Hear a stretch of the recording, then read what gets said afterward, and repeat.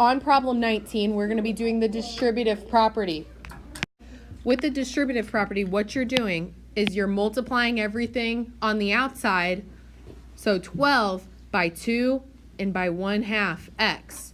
Remember on this one we draw to remind us, sometimes we'll draw the little arrows to remind us to multiply by both terms inside the parentheses.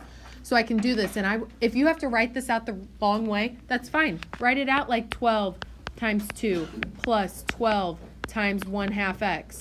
That's okay. If you have to do that, that's fine. If you can just say 12 times 2 is 24 plus 12 times 1/2 x is 6x, that's fine. 12 times 1/2, what it's really asking, what's half of 12? 6.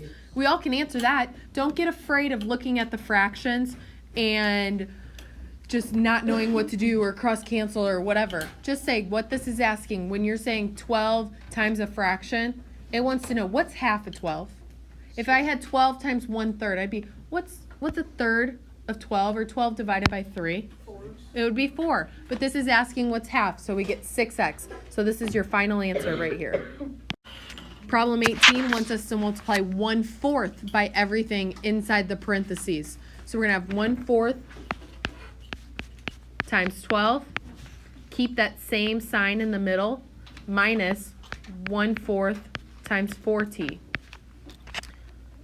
Now the next line down, 1/4 times 12. Yes, we could cross cancel, and this looks like 1. That turns into 3 because we're dividing 12 by 4 and 4 by 4 to get 1 and 3. Or we could just say, what's 12 divided by 4?